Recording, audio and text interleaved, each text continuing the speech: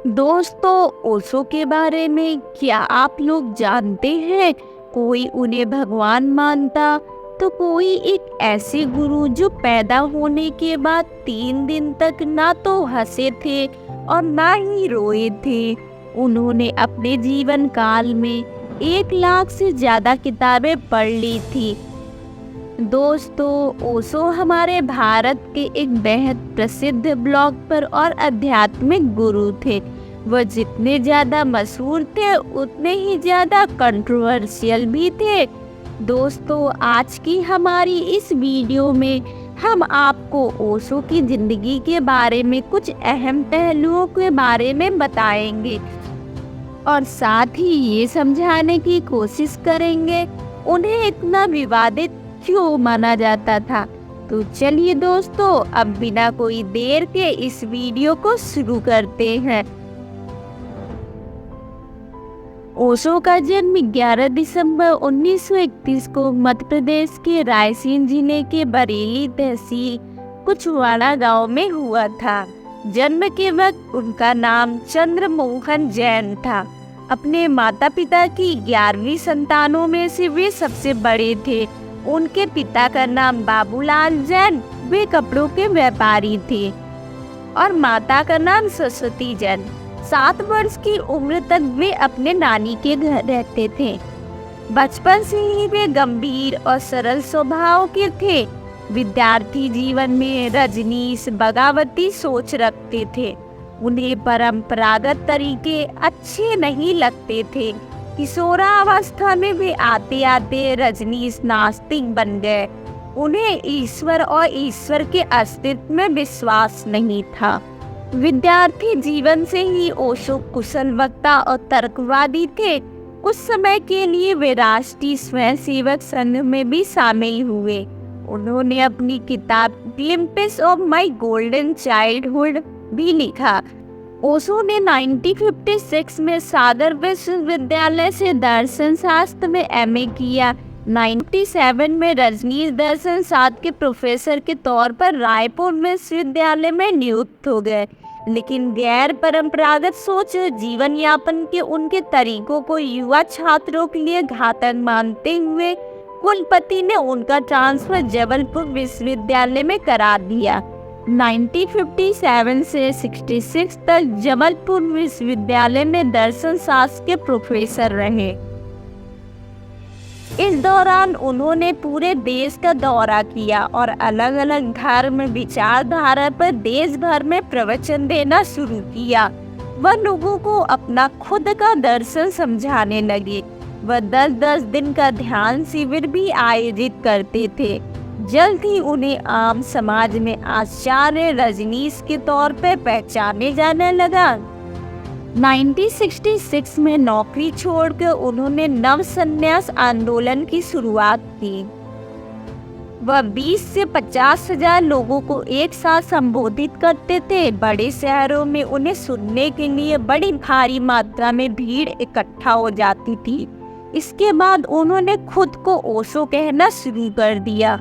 ओशो के पास 64,000 एकड़ में फैला हुआ जमीन, यह भूमि $60 लाख में खरीदी गई थी। यहाँ रजनीश मंदिर का शानदार सभागृह बनाया गया था, जिसमें 25,000 लोगों के एक साथ बैठने की व्यवस्था थी। इसके अलावा रजनीश ने सुख सुविधाओं से लैस होटल, जैन उद्यान, अपनी पुलिस, अपना न्यायालय और अपना अस्पताल भी बनवा लिया। यहाँ शॉपिंग मॉल और हवाई अड्डा भी बनाया गया था।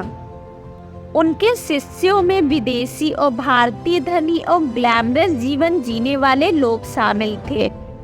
ओशो का दर्शन पारंपरिक भारतीय विचारधारा से दूर भोग और ऐश्वर्य का जीवन जीने का उपदेश देता था। इसलिए उनके अनुयायी में विदेशी, धनी और ग्लैमरस जीवन जीने वाले लोग शामिल थे। रजनीश के ऐसे समर्थकों ने उन्हें महंगे तोहफे चढ़ावे के तौर पे दिए जाते थे। उनके पास दुनिया की सबसे महंगी कारों में से एक कही जाने वाली रॉयल्स की संख्या 90 थी।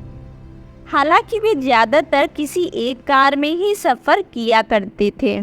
जब वो कार से सफ़र कर रहे होते थे तो उनके पीछे पूरी लंबी पंक्ति में बाकी की रॉयल्स कारें चलती रहती थी। ओशो ने कहानी, कविता और पत्रों के अलावा कभी कुछ भी नहीं लिखा है। उन्होंने अपना सारा ज्ञान रिकॉर्ड करवाया था। जो किताबें बाजार में उपलब्ध हैं वह उनके रिकॉर्डिंग ऑडियो के आधार पर लिखी गई है। वे पारंपरिक संतों की तरह नहीं थे। वे धार्मिक कर्मकांड या व्रत पूजा नहीं करते थे और न ही कोई चूर्ण बेच रहे थे। वे उन विषयों पे बोलते थे जिन पर पहले कभी किसी ने नहीं बोला था।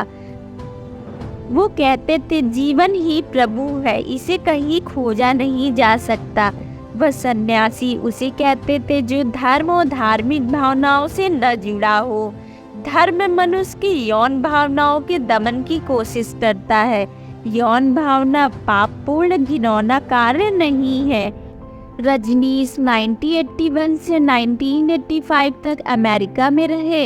रजनीशपुरम की भव्यता और अनुयायियों की बढ़ती संख्या देख स्थानीय प्रशासन हिल गया था। उनके कान खड़े हो गए थे। तत्कालीन ऑर्गेन की रोनाल्डो रीगन सरकार के लिए यह एक खतरा था। सरकार ने रजनीशपुरम का दमन शुरू कर दिया। वह अपने स्वतंत्रता पर खतरा देख रजनीश के शिष्यों ने स्थानीय लोगों को परेशान करना शुरू कर दिया था। इसके बाद FBI ने रजनीशपुरम की जांच की। 1985 में अमेरिकी सरकार ने ओशो पर प्रवास नियमों के उल्लंघन के तहत और नशीले पदार्थ रखने के साथ साथ 35 अन्य आरोप के तहत उन्हें गिरफ्तार कर लिया और उन पर 4 लाख अमेरिकी डॉलर की पेनाल्टी लगाई। साथ ही उन्हें देश छोड़ने और 5 साल तक वापस न आने की सजा हुई। 21 देशों में उनके प्रवेश पर प्रतिबंध था। 14 नवंबर 1985 को रजनीश अमेरिका से भारत आ गए। भारत में भी उन पर दबाव बनाया गया कि उनके सारे विदेशी अनुयायी यहाँ पर नहीं आ सकते। उसके बाद वे नेपाल चले गए। उन्होंने अपने नाम से भगवान शब्द हटा लिया। 14 सितंबर को रजनीश की निजी सचिव मां आनंदशीला गायब हो गई। उनके खिलाफ हत्या का प्रयास, फोन टैपिंग जैसे आरोप थे। बाद में उन्हें जर्मनी में गिरफ्तार कर 20 वर्ष की सजा सुनाई गई।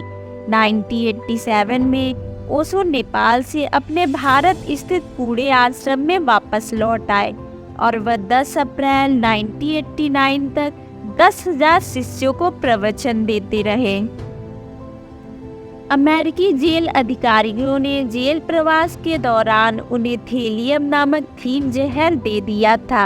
उन्हें रेडियोधर्मी तरंगों से लैस चटाई पर सुलाया गया, जिसकी वजह से वह धीरे धीरे मृत्यु के नज़दीक होते गए। अमेरिका में दिए गए जहर का असर 6 माह में दिखाई देने लगा था, परंतु वे लगभग 5 वर्ष तक जीवित रहे। वह बहुत कमज़ोर हो गए थे। धीरे धीरे उनके सभी अंगों ने काम करना बंद कर दिया था।